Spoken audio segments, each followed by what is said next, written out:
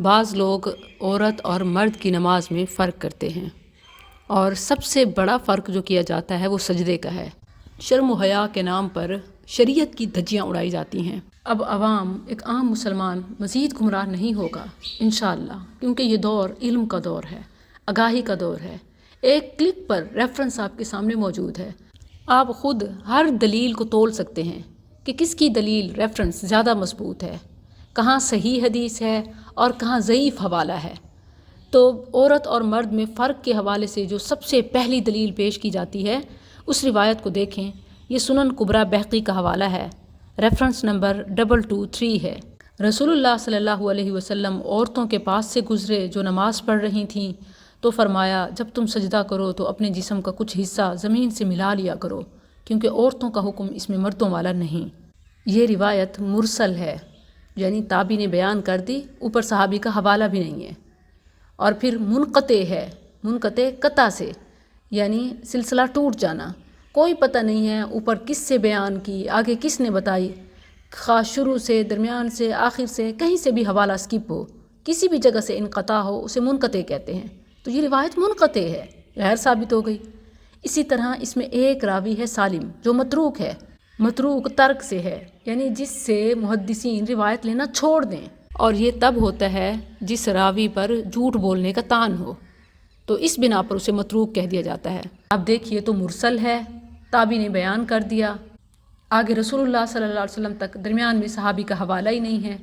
پھر منقطع ہے کہ سند متصل نہیں ہے، درمیان سے حوالہ جات ہی سکپ ہو گئے ہیں۔ پھر جو راوی ہے وہ متروک ہے، یعنی اس پر جھوٹ کا تان ہے۔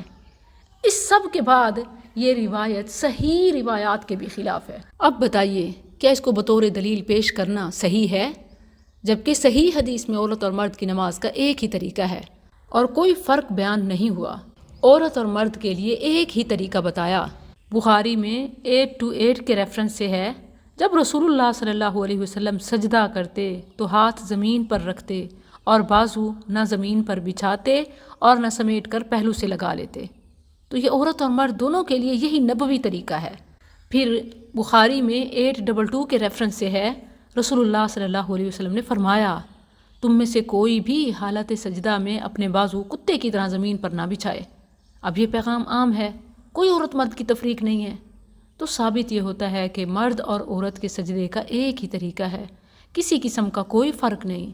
تو جو خاتون اس کے خلاف، یعنی زمین پر گر کر بازو بچھا کے سجدہ کرتی ہے، بالکل چمٹ کے، وہ رسول اللہ صلی اللہ علیہ وسلم کے حکم کی صریحاً خلاف ورزی کر رہی ہے۔ مزید بخاری میں 812 اور مسلم میں 230 کے ریفرنس سے نبی صلی اللہ علیہ وسلم کا فرمان ہے، امرت ان اسجد علی 7 اعظم، مجھے حکم دیا گیا ہے کہ میں 7 اعضاء پر سجدہ کروں، یعنی حالت سجدہ میں باڈی کے 7 پارٹس ہی زمین پر لگنے چاہیے۔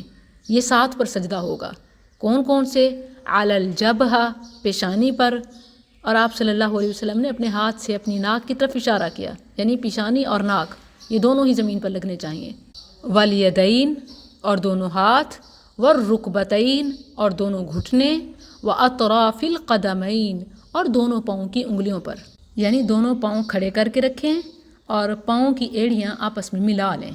اب جس طرح خواتین کو ایک پاؤں کھڑا کر کے دوسرا پاؤں زمین پہ لٹا کے بچھا کے اور زمین کے ساتھ چمٹ کے سجدہ سکھایا جاتا ہے، یہ صحیح احادیث کے خلاف ہے۔ اور اس حوالے سے جتنی بھی روایات پیش کی جاتی ہیں وہ یا تو موضوع ہیں یا ضعیف ہیں، مرسل، منقطع، متروک، ناقابل اعتماد، ناقابل حجت ہیں۔